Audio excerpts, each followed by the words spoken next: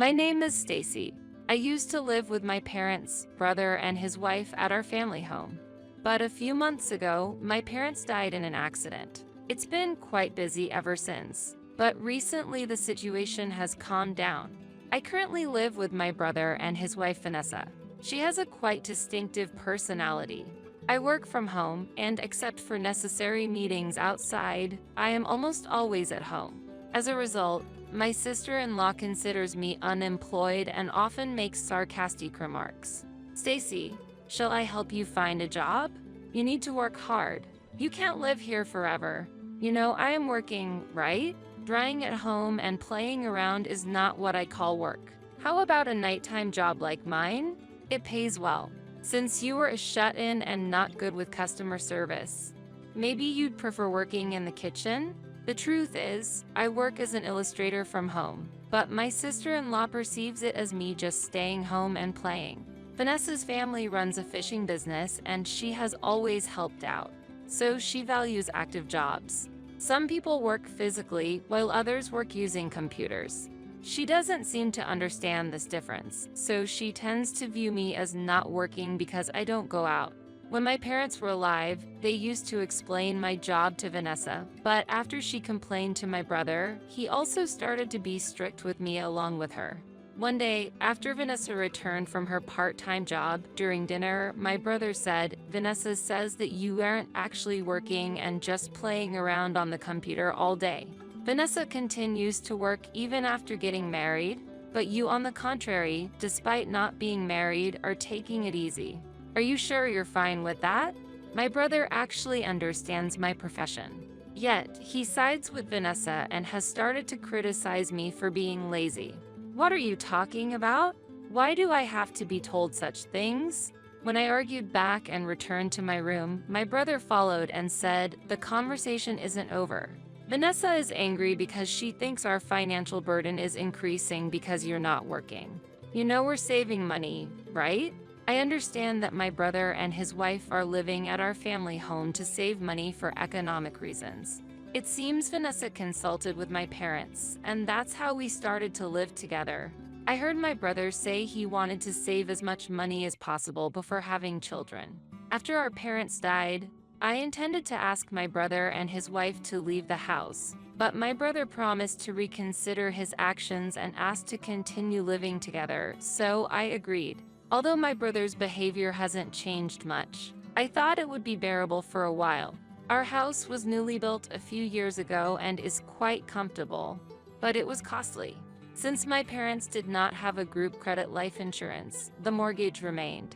I have taken on the mortgage payments, which are a significant burden to me, but I was planning to share the payments if we were to continue living together. However, dividing the mortgage in half would slow down my brother and his wife's savings, so I continue to pay it all by myself. I understand that, but what does my being here have to do with your inability to save money? Well, Vanessa said that. She said our food and electricity bills increase because you're here. I actually pay Vanessa my part of the living expenses. In fact, I buy my meals and do my laundry myself. It seemed that my brother did not fully understand what I was saying. Wait, Vanessa said she wasn't getting any financial help from you. But if you are making payments, why are our savings increasing? I don't know. You should ask Vanessa about that directly. There seemed to be things about their financial situation that my brother didn't understand, but I had no say in that. After hearing my words, my brother seemed to go and ask his wife about the money matters. Hey, don't make unnecessary comments when you're unemployed, okay? Yesterday, Ben asked me about the savings, and he also asked whether you were giving me money. Just because you're helping out a little doesn't mean you're paying for living expenses. So don't say that, okay? I haven't said anything, but it's true that I'm paying you. Why would I have to hide that from Ben? Be quiet. Ben said you told him to ask me about the savings. I managed to dodge the question, but from now on, don't talk to Ben about money matters. Why don't you mind your own business instead of other people's? With that, Vanessa left for her part-time job. I had been thinking about why Vanessa didn't want to talk about money with me, but until then, I hadn't paid much attention to it. However, from that day on, I started to feel something was off with her behavior. Especially when it came to money, she became more nervous, increased her sarcastic remarks towards me, and started to push me to move out. Hey, since you're unemployed, you don't have the funds to move out, right? How about becoming independent soon? It's your fault our financial situation is tight. I don't plan to move out, but why is that my responsibility? I'm paying you my part of the living expenses. What? You still don't understand why you have to leave? That's why you're called an ignorant bum. Up until now, Ben and I have been lenient, but we've reached our limit. You have to leave within 3 months. After saying that, Vanessa returned to her room in a huff. Hearing Vanessa's words gave me the impression that Ben had taken over the house. I wondered if Vanessa knew that I had inherited the house and decided to confirm with Ben. Hey, Vanessa knows this house is mine, right? For some reason, she's telling me to leave. Yeah, we discussed that. Vanessa really likes this house. It's big enough even if we have children, and it's a nice house. So, like Vanessa suggested, if you're willing to leave, we can continue living here. If that's what you guys want, I'll comply. But the house is in my name, so if you're going to take it over, I want you to buy it officially. Also, would you be able to continue paying the mortgage? After thinking it over, Ben replied, yeah, that's impossible. We need to save up money quickly and get our own place. I was actually shocked when I asked Vanessa about our savings before, and there wasn't much. She said she was saving, but I couldn't believe it. When I checked the account, there was indeed very little, and I wondered if there was another account where she was saving. Despite me bearing the full cost of the house's mortgage and maintenance, my brother and his wife's savings were not increasing. Their only expenses are their own meals. Considering Vanessa's past actions, I suspected that she might be spending money without Ben's knowledge. This could be why their savings aren't growing. But I was upset that Vanessa was blaming me for the lack of savings, so I decided to uncover her secret. First, I observed Vanessa's clothing, but there were no signs of expensive brand items, so shopping didn't seem to be the cause. I thought about Vanessa's behavior from various angles, but couldn't find an obvious reason. After several days passed without finding any particular clue, one night, I was at a cafe for a work-related meeting. I witnessed a woman who looked very much like Vanessa walking with a flashy man outside the window. When I secretly followed them, they entered a high-end store that looked like a nightclub. The next day, after my brother went to work, I decided to ask Vanessa about it. Last night, I thought I saw you near the station. Weren't you with a man? Vanessa, slightly disturbed by my question, replied, You sure you didn't mistake me for someone else? I was working yesterday and hurriedly left the scene. I thought I might have mistaken her with someone else, but I was sure it was her because she had the same bag. Since I had another meeting that night at the same cafe, I was able to spot a woman who looked like Vanessa walking hand in hand with the flashy man at the same time as the previous day. I gathered my courage and decided to approach Vanessa. Vanessa, weren't you supposed to be at work today? Vanessa, noticing me, quickly withdrew her hand and said, Oh, Stacy, I just came to have a meal with a friend today. The man, unconcerned with Vanessa's reaction, handed me his business card and said, I'm Justin. Please come and visit our club. While I gave a vague response and took his card, I looked at Vanessa. Vanessa, looking pale, told the man, We're going home now. Really? But you said you'd order champagne today. The man said, I'll be going home now. With that, Vanessa left me behind and hurried away. It became clear from the man's words that she was spending a significant amount at the nightclub. And yet she had been complaining to my brother that I was hindering their savings. So I decided to tell him everything and hurried home, resolved to have Vanessa leave the house. When I arrived, only Vanessa was there, and upon seeing me, she started to yell at me. If you tell Ben about this, I won't overlook it. You get to stay in this house because of us. We're supporting an unemployed person like you. I hadn't expected my brother to be absent, but it was a good time to confront her since I had things to ask.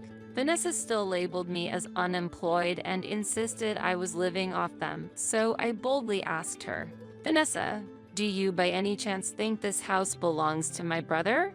What are you talking about? Ben inherited it from your parents, so of course, this house is his. Do you think you have the right to live here as a family member? Vanessa countered my statement, showing no belief in my words. This made me feel that Vanessa still didn't understand that I had inherited the house. This house was actually passed down to me from our parents. Since there was remaining mortgage debt, and my brother's income alone was not enough to repay it, I took it over. That can't be. We aren't repaying any mortgage. I have taken over the mortgage and am paying it in full. Moreover, I am also covering the necessary expenses for maintaining the house. Vanessa doubted my words, starting to accuse me of being a liar. While we were arguing, my brother returned from work. Is there a problem? I could hear voices from the entrance, and the neighbors were concerned. With my brother's arrival, Vanessa seemed to feel she had gained support and confidently said to me, "Ben, explain. This house was inherited by you, and Stacy, who is unemployed, should leave." My brother grasped the situation and spoke to Vanessa. "Don't you remember?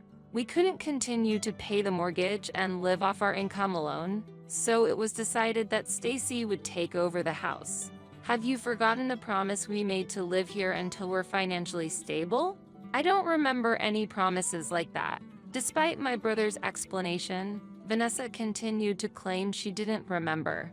My patience reached its limit, and while showing her the property register, I confronted Vanessa. "Please look at this. My name is listed as the owner, isn't it? Vanessa, the only thing you are allowed to do is to live here. Why do you think you have the right to kick me out?" No, I genuinely didn't know. If you had shown me the property register from the start, I won't say things like that anymore. I'd be at a loss if I were driven out now. Vanessa tried to salvage the situation, but I didn't listen to her and continued. "You've been going to nightclubs and running out of money, right? Are you using the living expenses I provided for the nightclub? Even yesterday, you were about to order champagne. If you continue to live like this, you won't be able to save up money." I vented all my frustrations at Vanessa. Vanessa glared at me, looking like she might pounce at any moment. But my brother grabbed her and started to question her. "What did my sister mean when she said you've been going to nightclubs? Is that why we haven't been able to save up any money? You were supposed to be at your part-time job yesterday." No. My brother had assumed Vanessa was going out at night for her part-time job and was shocked to learn she had actually been going to a nightclub. The shock my brother must have felt must have been even greater than mine when I accidentally discovered her secret. Confused by my brother's reaction, Vanessa boldly retorted, "I was just relieving stress at the nightclub. It's not like I was cheating or doing anything wrong, right?" While going to a nightclub might not be considered cheating, I had witnessed Vanessa going out with a host twice, feeling her spending was adversely affecting our household. I had been patient with this short-term situation, but given Vanessa's management of finances, it seemed unlikely they would leave this house on their own. I therefore decided to stop holding back and resolved to have my brother and his wife move out. If Vanessa had to rent an apartment by herself, she might start thinking more seriously about her spending. "Vanessa, you and Ben should move out of this house. It's because you've been living here without much financial burden that you've been able to afford expenses like things like going to the nightclub. You should find a new place within a month. Moving will cost money, but you surely have some savings." I expected my brother to agree with this proposal, but he made an unexpected statement. "I agree that we should leave this house. However, Vanessa and I will live separately. I no longer want her managing my salary, and I don't need a wife who meets other men. Stacy, I'm sorry for the trouble we've caused. We won't wait a month. We'll leave this house immediately." My brother's statement clearly indicated he was considering distancing himself from Vanessa. Realizing this, Vanessa panicked and appealed, "Wait, are we getting a divorce? It's impossible to move out so soon." But my brother did not side with her like he had before. Despite her surprise, Vanessa showed resignation. Then, "Wait until my next payday. I only have a few $100s now, and I can't go anywhere. How surprising that you only have a few $100s left 2 days after payday. How much did you spend in such a short time? My brother was appalled by Vanessa's statement and seemed at a loss for words. I spent it on the nightclub payments. Oh, and I don't mind getting a divorce before payday. If we get a divorce, there will be distribution of property, right? Ben, how much did you inherit? Vanessa seemed unaware that the inheritance was not subject to distribution of property. My brother interrupted as I was about to explain. It was a considerable amount. But first, let's file for divorce tomorrow, and then we can discuss. Believing the inheritance would be divided, Vanessa was busy preparing to move away with joy. The next day, my brother and Vanessa submitted the divorce papers, and Vanessa quickly decided on a new place to live. The initial costs were partly covered by my brother's savings. Vanessa had the moving preparations and contractors arranged within a few days, and the loading had begun. When the distribution of property came up, my brother clarified the inheritance is not subject to division. Our joint savings and Vanessa's moving expenses are what you'll be getting. Vanessa's face changed rapidly from cheerful to furious, and she confronted my brother. That's not what you said. I rented that expensive apartment thinking I'd get a large sum. Plus, I've already told Justin I'd go to the club tonight because I thought I'd have a lot of money. Vanessa still intended to go to the nightclub. In response, my brother coldly replied, I did mention the amount of the inheritance, but I never said it would go to you. Seems like the movers have finished their job, so you should go to your new place quickly. Vanessa was making a scene, but neither my brother nor I were swayed, and we made her leave the house. When she continued to cause a commotion outside, I told her we would call the police, and she finally quieted down and left with the movers for her new place. After calming down, I proposed to my brother, who was preparing to move. I plan to sell this house. If you don't mind, you can stay here until I find a buyer. You'll need moving funds, right? I need to find a new place too. Tears filled my brother's eyes as he expressed his gratitude. 2 months later, we found a buyer for the house, and we each moved to new places. The house sold for more than the remaining mortgage, so I used the funds to buy a small condominium. The new place is far from the old one, but close to a station, and I like it. On the other hand, Vanessa was evicted for failing to pay her rent after moving and incurred debt due to continued expenses at the nightclub. I don't know where she is living now. My brother is a bit worried about Vanessa and is willing to help if she reaches out, but there has been no contact so far. My brother and I occasionally keep in touch and deepen our relationship by visiting our parents' graves together. I hope to continue visiting our parents' graves with my brother. Ideally, I'd love to someday report my marriage at our parents' grave, but that will have to wait.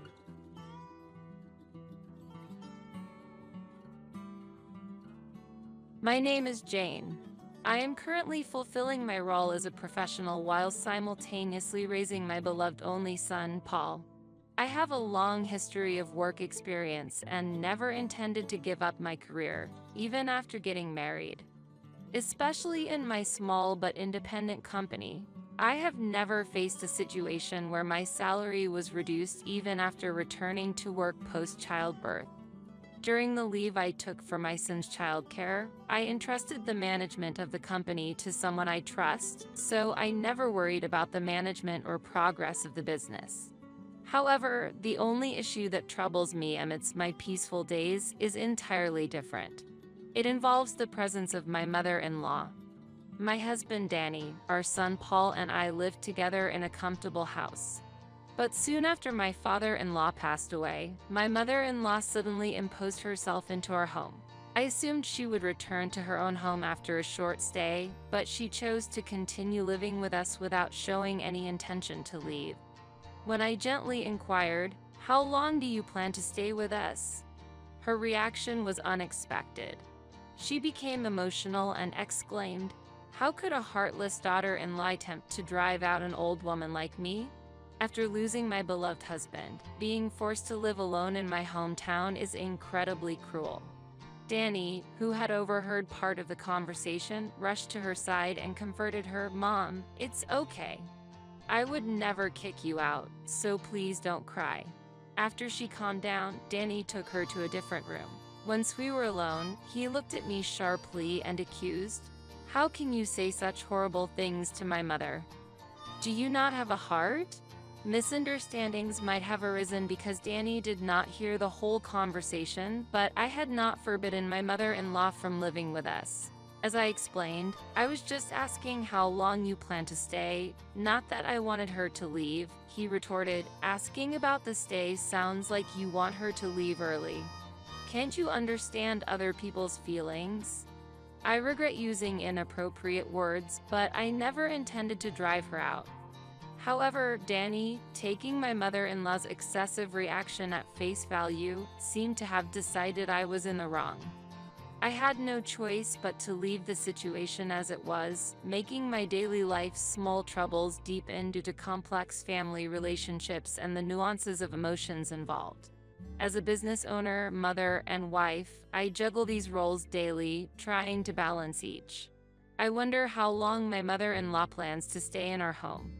Asking her directly would likely result in her accusingly crying and appealing to Danny, so I hesitate to ask directly. Yet, when I contemplated how long she might stay, she unexpectedly announced, "I've sold my old house, so I'm moving all my belongings here," in front of the moving company truck parked outside our home, leaving me speechless. It was my day off, and I had planned to take Paul to the amusement park. However, Danny approached my mother-in-law, suggesting, "Then, today will be for sorting things out."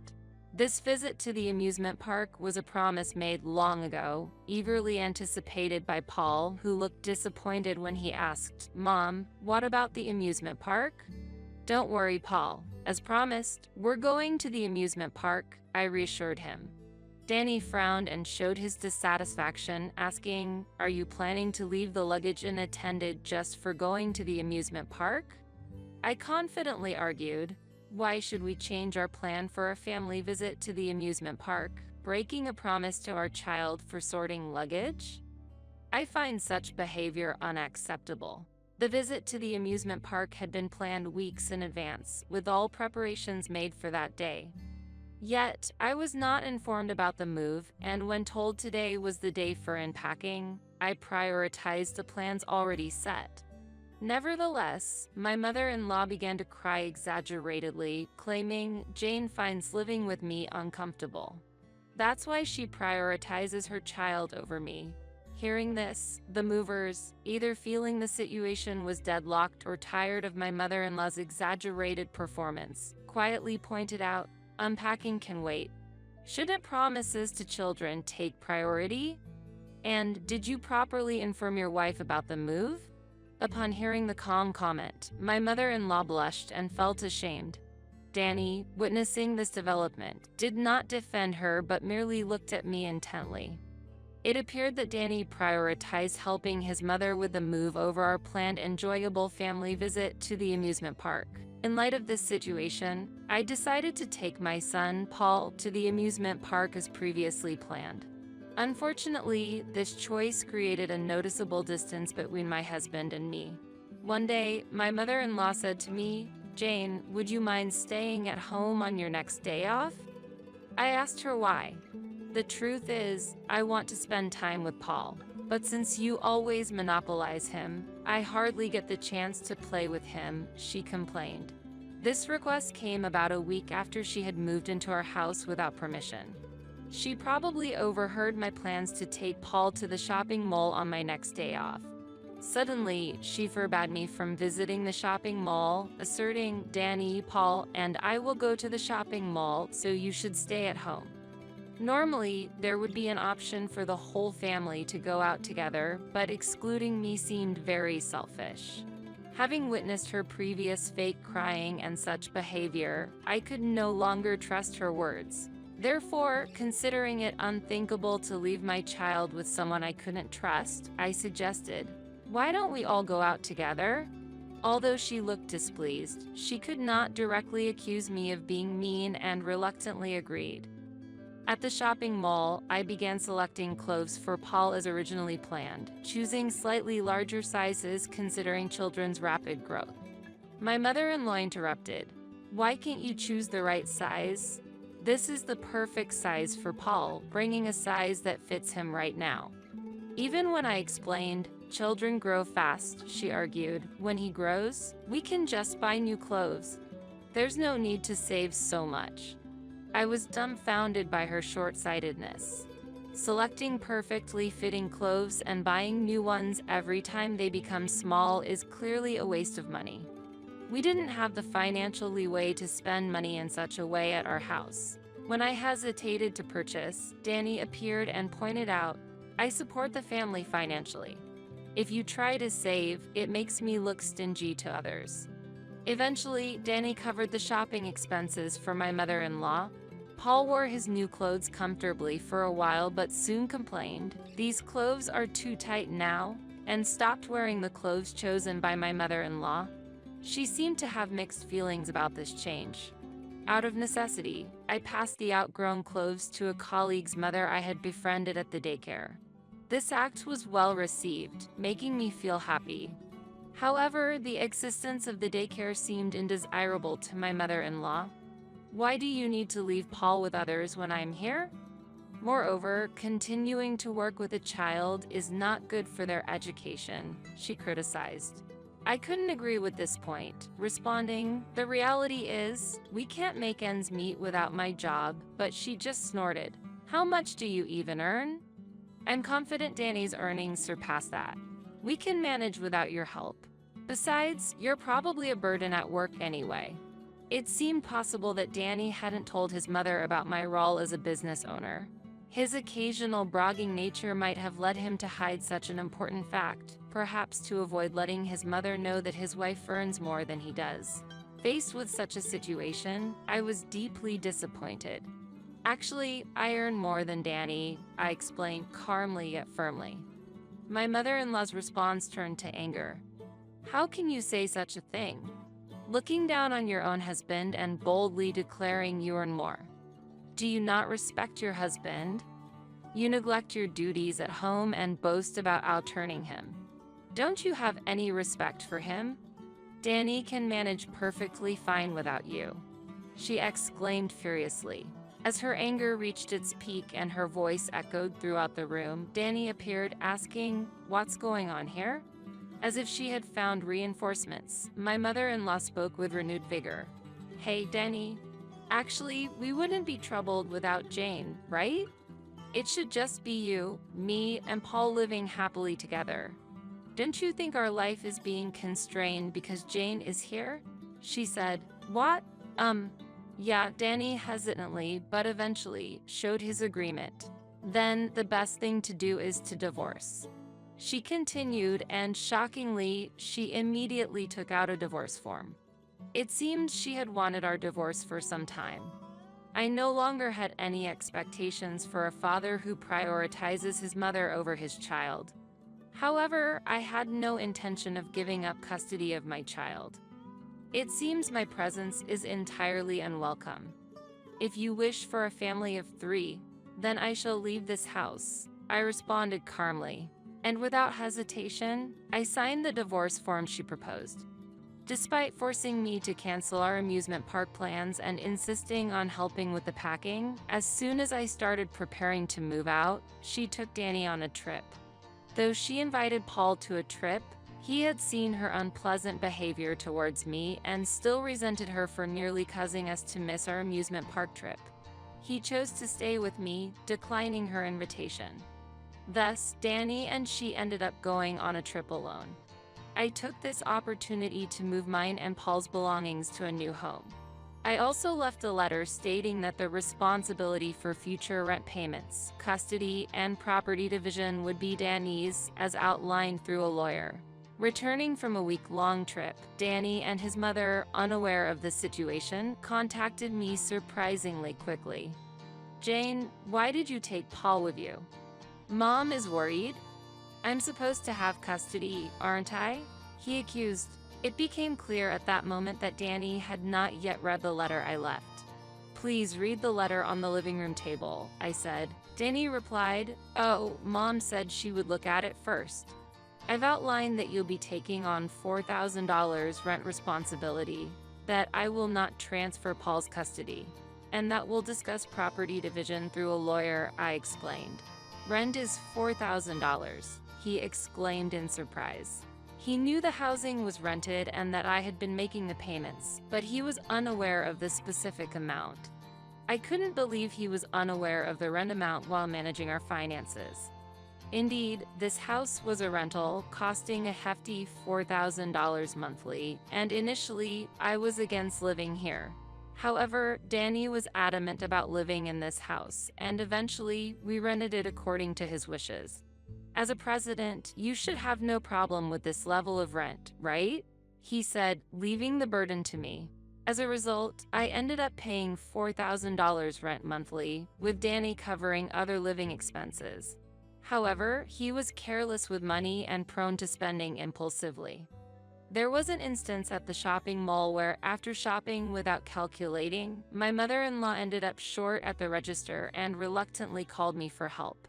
It seems this mother and son lack financial management skills, often spending on personal luxuries before covering living expenses. I had to cover the shortfall each time. I had savings for Paul's future and was putting my entire salary into our household, leaving me with very little personal spending money. Recently, I also had to cover the expenses and pocket money for his mother, putting us in a financially tight situation. But with the divorce finalized, I am relieved from the burden of $4,000 monthly rent. Registering the house under his name, which was done for his vanity, turned out to be fortunate. This allows me to withdraw from the financial carelessness of the two, bringing significant mental relief. There's no way I can pay that amount. You've always been paying, continue doing so, he pleaded. Why should I pay the rent for a house I no longer live in? I was driven out by your mother. The divorce is finalized, and there's no longer any connection between me and that house. Therefore, I have no obligation to pay the rent, I counted. So, please help me, Denny begged pathetically, but then it seemed his mother grabbed his phone, and her voice came through. We can pay the rent without you. Even the amount you claim to have been paying is manageable for Danny, she asserted. With a take-home pay of only $2,000, how do you plan to pay the monthly rent of $4,000? Are you going to use magic? That would be remarkable, I said sarcastically. What? Came the reply. It seemed that my mother-in-law genuinely misunderstood Danny to be financially well off, probably because she saw him paying during their shopping trips, leading her to believe he was wealthy. I was just dumbfounded by this fact. I thought it was impossible for Danny, with his take-home pay of $2,000 and almost no savings, to afford the rent. Moreover, expecting them to raise a child healthily in their financially unstable situation would be difficult. Even without Paul's consent, custody would naturally fall to me, as Danny and my mother-in-law couldn't provide a suitable environment for raising a child. So, what should we do then? They were bewildered. If you can't pay the rent, you have no choice but to change your living situation. You'll have to notify the real estate agent to cancel your lease. The longer you delay, the more you owe in rent, I urged them to act swiftly. My words were met with, "Shut up. I know that much," from my mother-in-law, who clearly had no room for fake tears in this situation. After hanging up, I completed the move to a new apartment with Paul. This apartment is close to my workplace and conveniently located near shops and medical facilities. About a month after the divorce, my mother-in-law and Denny showed up at my company. They began loudly demanding to see me at the entrance, as reported by the receptionist. I was out having lunch with Paul at the time, but hurried back with him upon hearing they were causing a commotion. Fortunately, there's a daycare within the company, so I could bring Paul inside. Seeing my mother-in-law and Danny waiting at the reception was a surprise. I was puzzled by their visit since the lawyer had reported they hadn't responded to our discussions. "Jane, can't you just come back home? We understand you were making the payments. Please stop being stubborn," my mother-in-law pleaded with tears, thinking her act would work on someone other than her son. She clearly intended to paint me as the villain. Witnessing her behavior, Danny joined in, What do you mean by getting a lawyer involved? This is a family matter. Surely, Paul would prefer his parents to be together. However, a father who chooses his mother over his son would only sadden the child. I sighed and replied, now that we're divorced and essentially strangers, please communicate through my legal representative for anything. Danny, realizing he wouldn't get through to me directly, turned to Paul with my mother-in-law. Hey, Paul, you want to be with your dad and grandma, right? Aren't you lonely when your mom is always busy with work? Frightened by their words, Paul hid behind me and cried out loudly, I hate you both because you're mean. His crying had a more significant impact on the people around than my mother-in-law's fake tears. Soon after, other employees came and escorted Danny and my mother-in-law outside, to my relief. Later, after notifying them through the lawyer that any further company visits or following us would be reported to the police, they quieted down. Subsequently, Danny and my mother-in-law abandoned their $4,000 a month housing for a dilapidated apartment. Danny's fate took a darker turn as he had previously bragged about living in a luxurious home beyond our means at his workplace. Fearing the revelation of their move to a rundown apartment, he quit his job without consulting his mother, leading to her fury upon discovering his sudden job resignation. As a result, they started working to earn an income, frequently blaming each other for abandoning me and Paul, resulting in constant arguments. Despite this, they are trying to make ends meet, sending child support monthly while working hard. Meanwhile, my business is thriving, and despite the absence of his father, Paul is growing up to be a well-rounded boy. Even without an unfit father, I am determined to raise him well.